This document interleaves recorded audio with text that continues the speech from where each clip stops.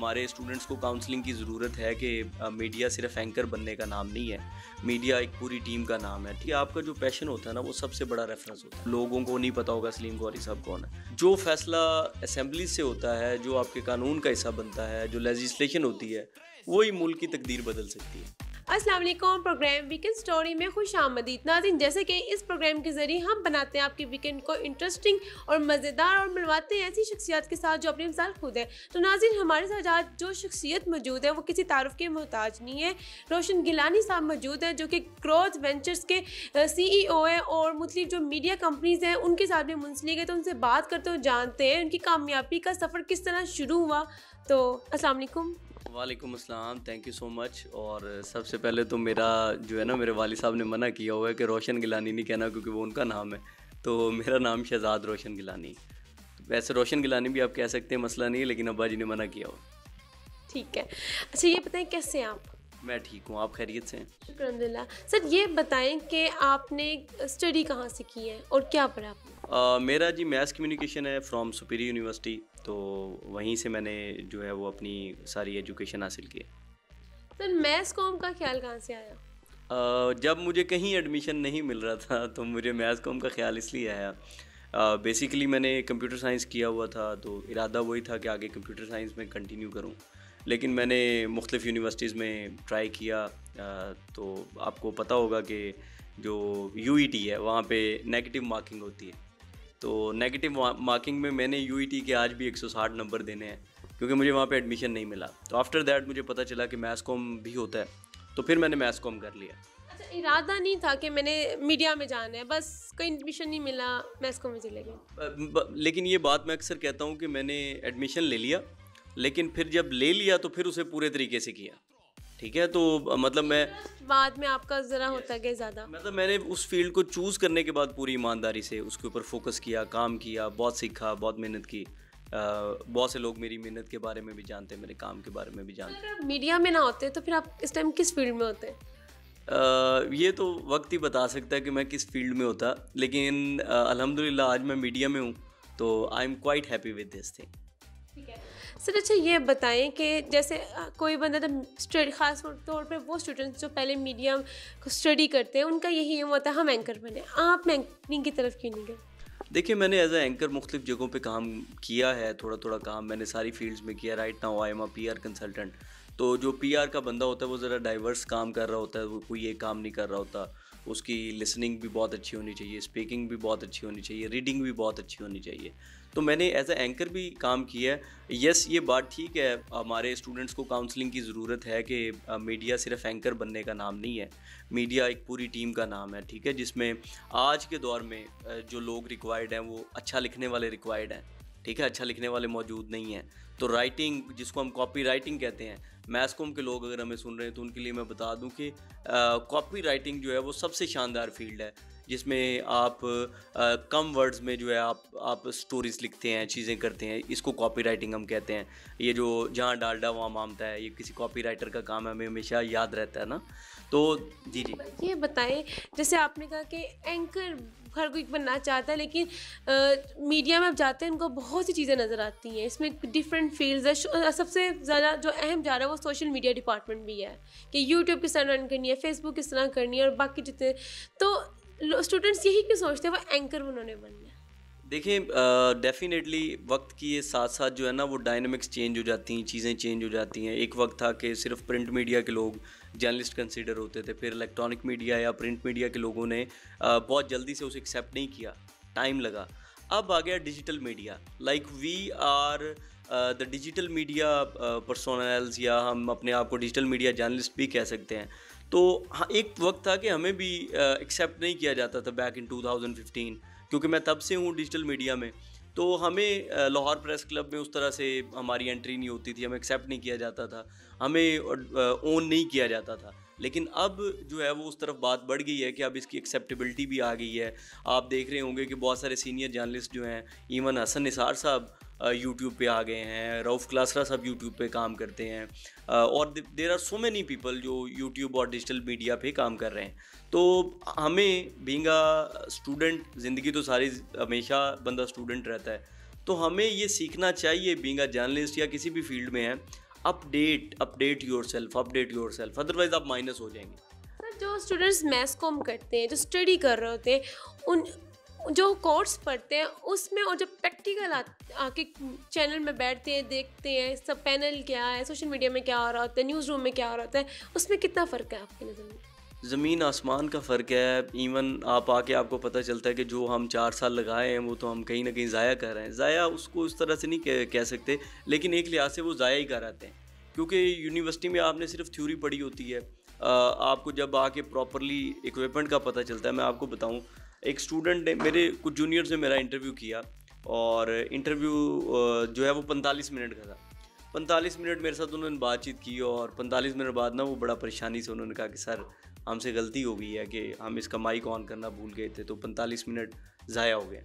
तो मुझे वो एक सडन ही गुस्सा आता है ना, नॉर्मली जब बंदा थोड़ा बहुत कुछ कर ले तो टाइम ज़ाया हो तो गुस्सा। हमारा भी माइक ऑफ हुआ तो नहीं, मुझे थोड़ा आर्जी तौर पे गुस्सा आया, और फ़ौरन मेरा गुस्सा ख़त्म हो गया, और मैंने उन्हें कहा कि आप दोबारा करें। मुझे वो ख़त्म भला क्यों हुआ, मैंने अपने स्टूडेंट लाइफ में एक इंटरव्यू किया, इसी तरह लाइव किया, हम फेसबुक पे लाइव करते होते थे।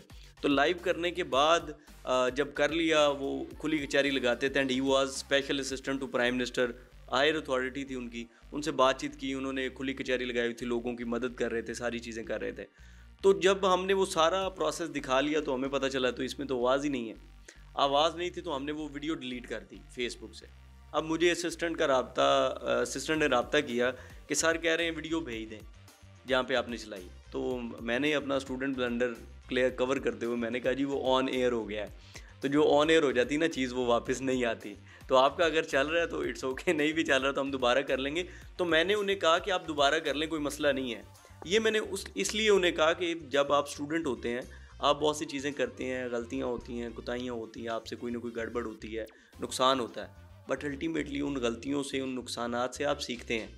तो मेरी स्टूडेंट से, जितने भी लोग हमें सुन रहे हैं, उनसे यही है कि आप स्टूडेंट लाइफ में जितना मौका मिले काम करें। अच्छा, कहते हैं मीडिया में जो स्टूडेंट्स पढ़ रहे हैं, स्टडी इतनी इसकी मुश्किल नहीं होती अगर हम प्रैक्टिकल लाइफ में उसमें आ जाएं और मीडिया को ज्वाइन कर लें, ये ज़्यादा बेहतर है, या अपने जो 4 इयर्स को कंप्लीट करने के बाद सुकून से फिर आए मीडिया में? हाँ जी, सुकून से आएँ, और फिर सुकून जो है वो कब्र में ही है, क्योंकि फील्ड में सुकून नहीं मिलने वाला। स्टडी फील्ड अपनी जो है उसको कंटिन्यू रखें। तो आप अपने फर्स्ट सेमेस्टर से स्टार्ट करें, कहीं इंटर्नशिप करें, कहीं से सीखें, कहीं काम करें। आपका टीचर आपको सिर्फ खबर बनाना सिखा सकता है, दैट्स इट। उसके बाद आप 100, 200, 500 खबरें, 1000 खबरें बनाएंगे तो आपको खबर बनानी आएगी। और जॉब आपको खबर बनाने पे मिलनी है, डिग्री पे नहीं मिलनी। स्पेसिफिकली अगर हम इसकी बात करें, अदरवाइज़ अगर सॉफ्टवेयर इंजीनियरिंग की बात करें, आपको सॉफ्टवेयर बनाना आता है, आपको प्रोग्रामिंग आती है, तो आपको जॉब मिलनी है। Degree doesn't matter. हाँ, डिग्री वो बस एंटर होने के लिए दैट इज़ रिक्वायर्ड, लेकिन अदरवाइज उसका कोई ऐसा हम अगर मुख्तलिफ चैनल्स में जाते हैं बीएस करने के बाद, लेकिन ज़रूरी नहीं है जिसने मैथ्स कॉम किया हो वही मीडिया में आ सके। जिसने इंग्लिश किया हो, उर्दू लिटरेचर किया हो और इकोनॉमिक्स पढ़ी हो, वो भी इस फील्ड में होते हैं।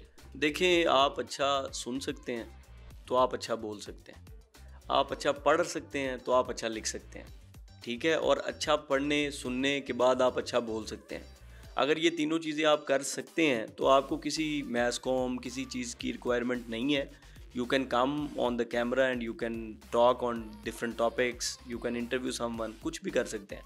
इसके लिए हाँ, यस, मैथ्स कॉम वाले लोग क्योंकि स्पेसिफिकली ये सारी चीज़ें कर रहे होते हैं तो उन्हें ज़रा अब प्रेफर किया जाता है।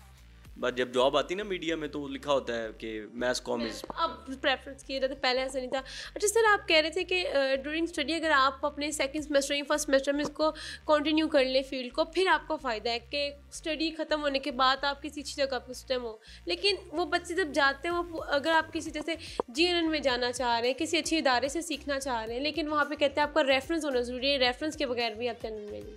देखिए, समहाउ अगर किसी को फ़र्ज़ करें आपके चैनल से कोई सुन रहा है और उसे लगता है कि इंटर्नशिप के लिए उसे रेफरेंस रिक्वायर्ड है, तो आई एम हेयर, वो मुझे रब्ता कर सकते हैं, मैं उनकी इंटर्नशिप करवा दूंगा कहीं भी। ये एक बात। दूसरी बात ये कि आपका जो पैशन होता है ना, वो सबसे बड़ा रेफरेंस होता है। आपका अगर पैशन है ना, तो आपको कोई सीखने से नहीं रोक सकता, आपको कोई मना नहीं करता। लोग आपको सिखाते हैं। मैं आज भी मेरे से किसी ने यही बात पूछ ली पिछले दिनों के सीनियर्स कैसे होते हैं। हम एक सीनियर के पास ही जा रहे थे तो उन्होंने मेरे से यही सवाल जाते हुए पूछ लिया कि सीनियर कैसे होते हैं। ठीक है। तो हम एक चैनल में गए, वो second to CEO he was the person जिनके पास हम गए हुए थे फॉर एन इंटरव्यू। मैं स्टूडेंट्स को साथ लेके गया हुआ था। तो हम बैठे हुए हैं सिटी 42 में, और उन्होंने स्टूडेंट ने इंट्रोडक्शन कराया कि हमारे साथ आज मौजूद हैं जो शख्सियत, वो दुनिया न्यूज़ से के एडिटर है या डायरेक्टर है। तो वो सीनियर मुस्कुरा दिए। तो मैंने रास्ते में तो उन्हें सही जवाब नहीं दिया था। मैंने कहा ऐसे हैं सीनियर्स, अदरवाइज़ यहाँ पे कोई और बंदा होता तो वो आपको आपकी अच्छी खासी क्लास भी लेता, आपको शटअप कॉल भी देता, और आपको कहता आज के बाद यहाँ पे आपका दाखिला मना है, जिस तरह से आपने किया है। लेकिन क्योंकि हमारे सीनियर्स अच्छे हैं, सिखाते हैं, आप हम आज जो भी हैं अपने टीचर्स के बाद अपने सीनियर्स की शफकत की वजह से यहाँ पे हैं, ठीक है। तो आपको मौका मिल जाता है। कौन पता नहीं कौन से लोग हैं जो कहते हैं मौका नहीं मिलता।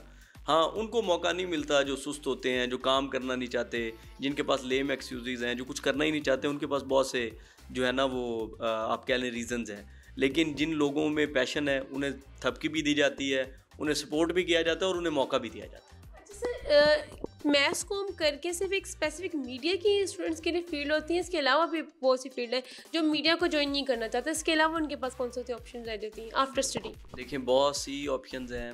लाइक मैं क्योंकि PR कंसल्टेंट हूँ, तो पब्लिक रिलेशंस की डोमेन बहुत बड़ी डोमेन है, ठीक है। एडवर्टाइजिंग है, ठीक है। अब जब से डिजिटल मीडिया है, मार्केटिंग और डिजिटल मीडिया, ठीक है, पब्लिक रिलेशंस और मार्केटिंग है, फिर इवेंट मैनेजमेंट वाली जो डोमेन है, ठीक है। फिर हाई इवेंट मैनेजमेंट क्या होता है, ज़रा थोड़ा बताओ। Event management is also part of mass communication. आप देखें जब आप कंपनीज़ का जो ऑब्जेक्टिव होता है मार्केटिंग का, वो आउटरीच होता है, लाइक लोगों तक पहुंचना उनका एक ऑब्जेक्टिव होता है। एक ऑब्जेक्टिव उनका पूरा होता है फ्रॉम द मीडिया, टीवी पे जब ऐड चलता है एंड ऑल दैट। दूसरा सेगमेंट जो होता है वो उनका वो इवेंट्स होते हैं, ठीक है। इवेंट्स ऑर्गेनाइजेशंस कर रही होती है, आपने देखा होगा एनुअल इवेंट्स होते हैं, बाज़ ऑर्गेनाइजेशंस के 6 माह के बाद इवेंट्स होते हैं, बाज़ ऑर्गेनाइजेशन सेमिनार्स करती हैं, लोगों को इंगेज करती हैं, मोबिलाइज करती हैं। तो इवेंट मैनेजमेंट भी इसी का ही हिस्सा है। और अगेन इसी के ऊपर मैं आखिरी ऐड बात कर दूं एक, कि वो स्टूडेंट्स जो यूनिवर्सिटी लाइफ में क्लब्स का हिस्सा होते हैं, सोसाइटीज़ का हिस्सा होते हैं, सेमिनार्स कर रहे होते हैं, पैनल डिस्कशन, फूड ब्लॉग के भी बड़े लोग आपस में अटैच होते हैं, PR अपना रहे होते हैं, इसमें इससे रिलेटेड आप क्या कहेंगे? ये अच्छी चीज़ है? ज़ाहिरी बात है अच्छी चीज़ है। देखें मैं तो ये समझता हूँ, मैं इस पे बड़ा स्ट्रॉन्ग यकीन रखता हूँ कि आप अपनी कैपेसिटी में जो अपना एक बिल्ड कर सकते हैं वो कर लें। अब फूड ब्लॉगर्स क्या हैं, उनके पास अच्छा मोबाइल है, ठीक है, उनको अल्लाह ने अच्छी शक्ल सूरत दी है, अच्छी बात कर लेते हैं, तो उन्होंने उस चीज़ को स्ट्रेंथ बनाते हुए अपने फॉलोअर्स बना लिए हैं। अब उन फॉलोअर्स से क्या, उनका खाना तो मुफ्त वही हुआ है, उन्हें पैसे भी मिल जाते हैं, ठीक है, और उनकी बड़ी डिमांड है, ठीक है, उनको बड़ा प्रॉपर तरीके से इनवाइट किया जाता है। तो ये बीइंग अ स्टूडेंट हमें यही समझने की ज़रूरत है कि हम अपनी कैपेसिटी बिल्डिंग कैसे कर सकते हैं।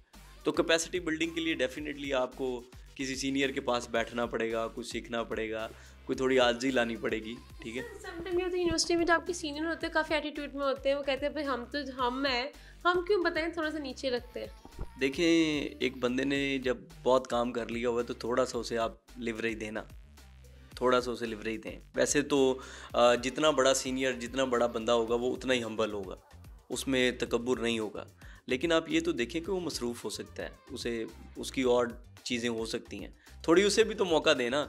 अब आपने सीखना है, आप प्यासे हैं तो कुएं को थोड़ी सी फेवर तो देना, ठीक है, कि वो थोड़ा सा अगर आपके पास आप में ये गट्स होने चाहिए कि वो आपको वक्त दें। मैं आपको बताता हूँ, मैं अपनी स्टूडेंट लाइफ में अल्हम्दुलिल्लाह लोग जानते हैं इस बात को कि मैं बहुत सीनियर जर्नलिस्ट जो थे ना उनको मिलने चला जाता था, उनसे चाय भी पीता था, गपशप भी लगाता था, सीखता भी था। आज उन्हीं लोगों के साथ मेरे बहुत स्ट्रॉन्ग रिलेशंस हैं। स्टूडेंट लाइफ में मेरा उनके साथ स्टूडेंट वाला ताल्लुक था, अभी भी स्टूडेंट वाला ताल्लुक होगा, लेकिन अब उनमें बहुत से ऐसे ताल्लुकात हैं जो मेरे साथ एज अ बिज़नेस में कन्वर्ट हो गए हुए हैं, हमारी सर्विसेज का वो हिस्सा है। तो मैं ये समझता हूँ कि मैं यहाँ पे सीनियर को कुछ नहीं कहूँगा, मैं सिर्फ जूनियर को कहूँगा कि इंसान अगर आप बन जाएं और अगर आपके दिल में हो कि मैंने सीखना है, तो seniors are there to support you. आपको थपकी भी देंगे, आपको सपोर्ट भी करेंगे, आपको मौका भी देंगे, आपको पैसे भी देंगे। सीनियर्स हमेशा शफकत वाले ही होते हैं। ठीक है सर, ये तो बात होगी ना वो स्टूडेंट्स की जो मैथ्स को हम करें और स्टडी रह के किस तरह आगे काम कर सकते हैं। आपने अपने इस काम जो एजुकेशन के बाद किस तरह अपने इस फील्ड का आगाज़ किया था? देखिए मैं तो स्टूडेंट लाइफ से ही मेरा इंट्रोडक्शन ये है कि मैं एक न्यूज़ वेबसाइट से मैंने आगाज़ किया था। हम 5 दोस्त थे, हम 5 दोस्तों ने 5-5 हज़ार रुपये डाल के अपना एक फ़र्स्ट प्रोजेक्ट लॉन्च किया था इन 2015। ठीक है, तो उसमें जब हमने 5-5 हज़ार रुपये की इन्वेस्टमेंट कर ली, that was maybe 25,000 rupees, तो उसमें से 3 बंदे फर्स्ट मंथ में उन्होंने कहा जी हमसे ये नहीं होना। और फिर अल्हम्दुलिल्लाह वेबसाइट पे आपने क्या करना था? वो न्यूज़ वेबसाइट थी, that was a news website. हम कवरेजेस करने जाते थे, प्रेस कॉन्फ्रेंसेस पे जाते थे, इंटरव्यूज़ करते थे, प्रॉपर ख़बरें बनाते थे, प्रॉपर हम काम करते थे। एट दैट टाइम जो है वो डिजिटल मीडिया इतना ज़्यादा अभी उसने बूम नहीं पकड़ा था। ठीक है, देवर ओनली फ्यू पीपल जो काम करते थे डिजिटल मीडिया के ऊपर, तो हम भी उन्हीं लोगों में से हैं। तो हम जब उसके ऊपर काम करते थे तो अल्हम्दुलिल्लाह उसी को कंटिन्यू रखा, काम करते रहे। और फिर बैक इन 2017 हुआ ये कि गवर्नमेंट KPK में गवर्नमेंट ने अलाउंसेस दिए इंजीनियर्स को और पंजाब के इंजीनियर्स को नहीं मिले। तो पंजाब के इंजीनियर्स चाह रहे थे कि वो अपनी जो है वो हाइप जनरेट करें, अपने पैगाम को मीडिया में लाएं। तो उनके एक सेक्रेटरी हमारे ताल्लुक़ में थे, तो वो मेरे ऑफिस आगे चलते चलते, तो वहाँ से हमारी PR के काम का आगाज़ हुआ। हमें लगा कि मीडिया स्ट्रेटजी, मीडिया कंसल्टेशन भी एक काम है, प्रेस रिलीज़ मैनेजमेंट भी एक काम है, प्रेस रिलीज़ लिखना भी एक काम है। तो उसको हमने एक्सप्लोर किया और वही एक्सप्लोर किया हुआ काम आज तक हम कर रहे हैं। तो हम बेसिकली मेरी ऑर्गेनाइजेशन मीडिया मैनेजमेंट करती है, हम लोगों को बताते हैं कि वो मीडिया की स्पेसेस में कैसे आ सकते हैं, कौन सी जो बात है वो ज़्यादा इंपॉर्टेंट है, तो ये काम हम कर रहे होते हैं। तो मेरी ऑर्गेनाइजेशन का यही इंट्रोडक्शन है। तो मैंने यहीं से शुरू किया, अपने स्टूडेंट लाइफ से ही शुरू किया और उसी चीज़ को मैंने अपना करियर बना लिया। Right now people know me like I am a PR consultant. तो मेरा ये सफ़र आप कह लें कि स्टूडेंट टाइम से ही शुरू हुआ। ठीक है सर, बहुत शुक्रिया आपका। सर ये बताएं कि जिस तरह आपने मैथ्स कॉम किया और उसके बाद आपने इस तरह कंटिन्यू कर लिया, आपने इन स्टडी रह के भी कुछ किया था, तो आपने भी इसी तरह ओवर टाइम लगा, क्योंकि होता है मीडिया में आपको कोई टाइम नहीं होता। आप ये नहीं कह सकते 8 आवर्स की शिफ्ट है तो आप सुबह के 8 बजे गए हैं तो 8 आवर बाद आप वापस आ रहे हैं मॉर्निंग इवनिंग की शिफ्ट। कुछ इसमें भी होता है कि यार मीडिया की कोई शिफ्ट ही नहीं होती, कभी भी बुला लेते हैं, हम फैमिली को क्या टाइम दें? ये बात ठीक है, देखें स्क्रीन है ना 24 घंटे की, तो मीडिया इज़ अबाउट 24/7। जब आप मैथ्स कॉम शुरू करें तो ये आपको पता होना चाहिए कि इसको कहते हैं 24/7। इसमें फौदगियाँ, इसमें शादियाँ, इसमें वो मसले मसाइल नहीं होते, स्क्रीन ने चलना है। ठीक है, आपके यहाँ कोई मामला हो भी गया, even I know many of senior journalist, ये बात करना बहुत सख्त है, इवन ये बात मैं घर में करूँ तो मुझे उसके रिएक्शन का सामना होगा।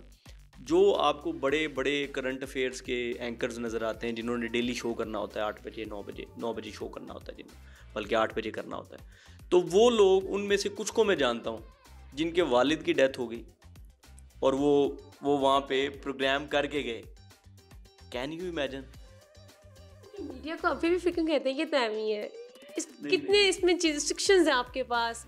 ये तो बात सही है, आपको शादी, कोई इवेंट, यहाँ तक कि आपकी जो ईदें होती है उसको भी इग्नोर करना पड़ता है समटाइम। देखें, सिर्फ मीडिया वाले नहीं करते, पुलिस वाले, फौजी जो हैं, डॉक्टर्स जो हैं, आप हॉस्पिटल बंद होता है ईद के दिन। देखें फील्ड के डायनामिक्स है ना, आप मैथ्स कॉम में आ रहे हैं, आप जर्नलिज्म में आ रहे हैं, मीडिया में आ रहे हैं, आप डॉक्टर हैं, आप पुलिस वाले हैं, आप फौजी हैं, तो ये सारी चीज़ें लोगों की फलाह के साथ जुड़ी हुई हैं। तो जब लोगों की फलाह के साथ जुड़ी हुई तो फिर आपकी टाइमिंग्स वाली वो चीज़ें, आई वॉज अ एंटरप्रेन्योर, मैं घर लेट जाता था। एंटरप्रेन्योर्स बहुत जल्दी पैसे नहीं कमा रहे होते बाज़-औक़ात, तो काम बहुत ज़्यादा करना और घर पैसे बहुत कम देने, तो लेट जाना 1-2 बजे घर, तो घर वालों ने बड़ा का फल मीठा था, मिला था आपको? अल्हम्दुलिल्लाह, पता नहीं कौन आ गया, घर वालों ने भी कहना ना कि आप टाइम बहुत ज़्यादा लगाते हो, लेकिन वो उसका वो फ्रूटफुल रिज़ल्ट नहीं है। तो मैं ये समझता हूँ कि आप अगर लगे रहते हैं अपने मिशन के साथ, काम के साथ लगे रहते हैं, तो यकीनी तौर पे अल्लाह ने वादा कर रखा है ना कि इंसान जिसके लिए कोशिश करता है उसे वो मिलता है। ठीक है जी, और अल्लाह को मेहनत करने वाले लोग पसंद है, आप भी करें। और कामयाबी जो है ना वो हर बंदे के लिए मुख्तलिफ है। एक बंदे की कामयाबी ये है कि यार मैं थोड़ी सी मुनासिब ज़िंदगी गुजार लूँ, तो दैट्स इट, वो शायद 4 घंटे 6 घंटे काम करके भी मुतमिन हो जाए। एक बंदा है वो कुछ और चाह रहा है, वो चाह रहा है कि वो लाखों करोड़ों लोगों के साथ काम करे, तो डेफिनेटली उसको वो फिर 3 घंटे तो नहीं काम कर सकता। ये बताएं, यूथ के लिए मोटिवेशन ज़्यादा ज़रूरत है इसकी या एजुकेशन की? देखें, एजुकेशन और मोटिवेशन अलग अलग तो नहीं हो सकती, दोनों में से ज़्यादा ज़रूरत किस चीज़ की है?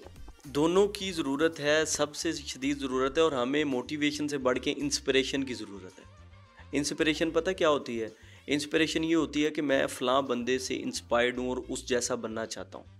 तो फिर जब उस जैसा बनने के लिए आपको फिर उस तरह की मेहनत, कम से कम उस जितनी मेहनत तो करनी पड़ती है, लेकिन ज़्यादा करनी पड़ती है, और आप कम से कम उसके जितनी भी मेहनत करें तो आप कामयाब हो सकते हैं। तो मोटिवेशन इज़ समथिंग एल्स, कि आप मोटिवेट हो जाएं किसी से, बस किसी कहानी से मुतासिर हो जाएं। इंस्पायरेशन बनाने की ज़रूरत है हमें। सर आप समझते हैं यूथ को मोटिवेशन करने की ज़रूरत है हमारी? देखें, इंस्पायर करने की ज़रूरत है। कौन इंस्पायर करेगा? देखें, इंस्पायरेशन बनानी पड़ेगी। मैं अगर आप आज पूछें किसी से पब्लिक प्लेस में जाके सलीम गौरी साहब की तस्वीर दिखाएं, तो मैं आपको बताऊंगा लोगों को नहीं पता होगा सलीम गौरी साहब कौन है।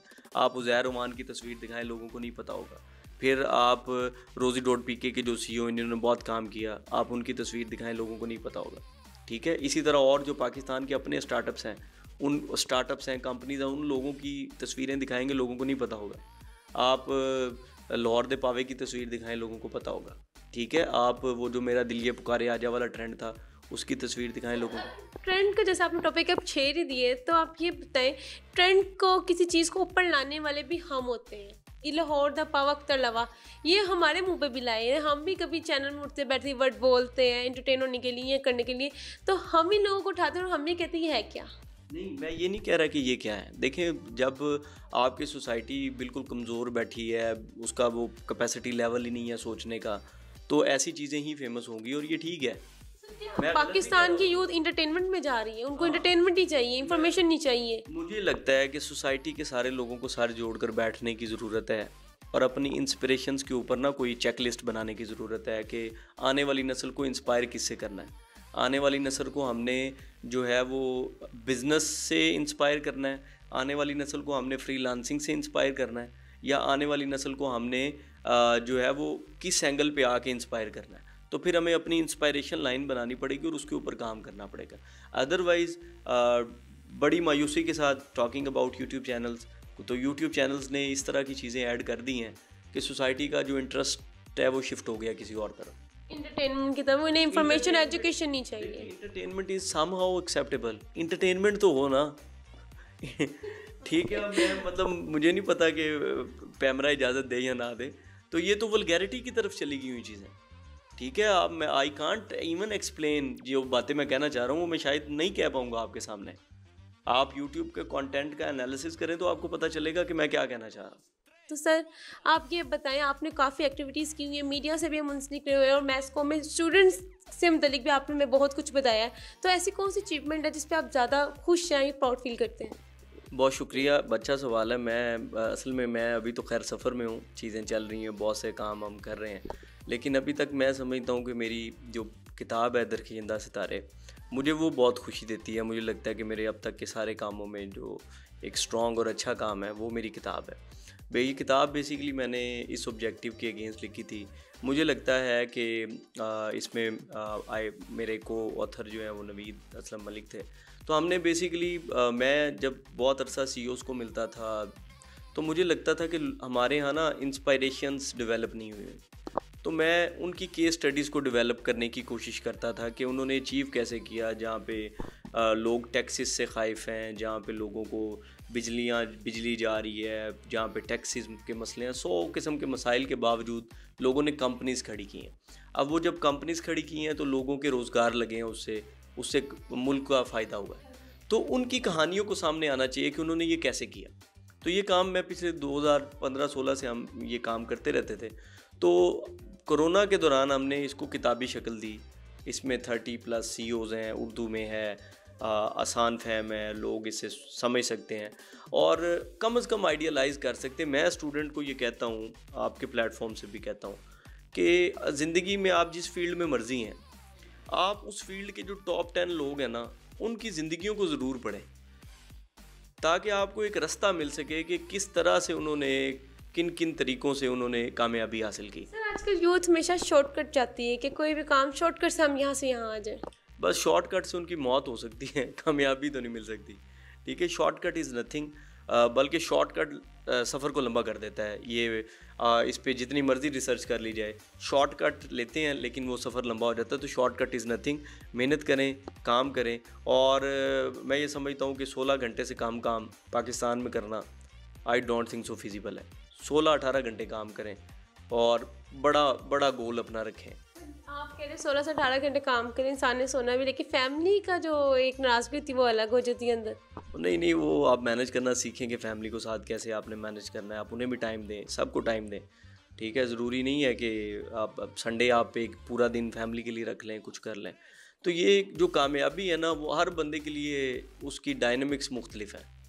अगर एक बंदा किसी मुनासिब हद तक कामयाबी चाह रहा है तो वो कर सकता है, ठीक है। लेकिन आप देखें कि जितने भी बड़े लोग जिन्होंने मैसेज के साथ काम किया है, जिनका मकसद बड़ा था, उनको अपने मकसद को बड़ा टाइम देना पड़ा, ठीक है। तो it's all depends on the person, वो क्या चाह रहे हैं। मज़ीद आगे जो बुक्स हैं आप यूज़ के लिए लिखेंगे या अभी नहीं? बिल्कुल जी, हम 1000 लोगों को पब्लिश करना चाहते हैं किताबी शक्ल में। तो अगर एक किताब में 20-30 लोग भी आएँ तो ये कोई 100-150-200 किताबें तो बनती हैं। ज़िंदगी रहे तो ज़रूर लिखेंगे इंशाल्लाह। और definitely we are on the mission to develop case studies of Pakistan. Sir, youth से एक और बात याद आई कि आजकल जो यूथ का इंटरेस्ट है, एक तो शॉर्टकट पे है, दूसरा सियासी मामलात में बड़ा इंटरेस्ट है उनका। देखिए, ये बहुत पॉजिटिव है। ये सियासी मामलात में इंटरेस्ट होना पॉजिटिव है, क्योंकि देखिए मुल्कों की तकदीर बदलने वाली जो डायनेमिक फोर्स है ना, वो पॉलिटिक्स ही है, ठीक है। आप जितना मर्ज़ी समाजी काम कर लें, जो मर्ज़ी चीज़ें कर लें, जो फ़ैसला असेंबली से होता है, जो आपके कानून का हिस्सा बनता है, जो लेजिस्लेशन होती है, वही मुल्क की तकदीर बदल सकती है। तो उसमें नौजवानों को सिर्फ मैं ये समझता हूँ कि सिर्फ जान लेना नौजवानों के लिए काफ़ी नहीं है। They have to participate in politics as well. और बाकायदा तौर पे जिन लीडर्स को वो फॉलो करते हैं, उनका मुहासबा करने की, उनसे पूछने की, उनको किसी डायरेक्शन की तरफ ले जाने की भी कैपेसिटी होनी चाहिए। Knowing politics is not only politics, ठीक है। अपने जिन लोगों को, जिन लीडर्स को फॉलो किया जाता है, उनसे काम लेना, उनसे काम कराना, उन्हें बताना कि हमारी नीड्स क्या हैं। पाकिस्तान जिन हालात से गुजर रहा है, एवरीबॉडी नोज़, हम डिफ़ॉल्ट के एन करीब खड़े हुए हैं। अगर बच्चे सियासत के बजाय ज़रा अपने काम पे, अपनी फील्ड पे फोकस कर ले तो ज़्यादा बेहतर नहीं होगा? यस, डेफिनेटली जो इंडिविजुअल रोल है वो इम्पॉर्टेंट है, लेकिन पॉलिटिक्स भी इम्पॉर्टेंट है, ठीक है। अगर नौजवान बाशऊर हो जाए ना, सिर्फ बाशऊर हो जाए, तो डेफिनेटली सारी चीज़ें ठीक हो जाएंगी। बाशऊर होने का मतलब ये है कि आप अगर अपने घर में कचरा नहीं फेंक सकते तो मुल्क में भी नहीं फेंक सकते। आप अपने घर का कोई नुकसान नहीं कर सकते तो डेफिनेटली मुल्क का भी नहीं कर सकते। तो मुझे ये लगता है, मेरी आइडियोलॉजी के मुताबिक मैं ये समझता हूँ कि नौजवानों को अपने मुल्क को प्रायोरिटी पे रखने की ज़रूरत है। जब वो प्रायोरिटी पे रखेंगे, उनके लिए सियासत भी अहम हो जाएगी, उनके लिए समाजी मामलात भी अहम हो जाएंगे, और उनके लिए जो है वो हमारे मुआशी मामलात भी अहम हो जाएंगे। और मुआशी मामलात में नौजवान अपना बिज़नेस करेंगे तो कितना अच्छा है, कितना रोल प्ले कर पाएंगे मुल्क के लिए। तो डेफिनेटली नौजवानों का मुल्क है, तो नौजवानों को ही सारे मामलात को देखना है ना, और तो कोई नहीं देखेगा। बहुत शुक्रिया आपका सर, आपने हमें टाइम दिया। आपका शुक्रिया।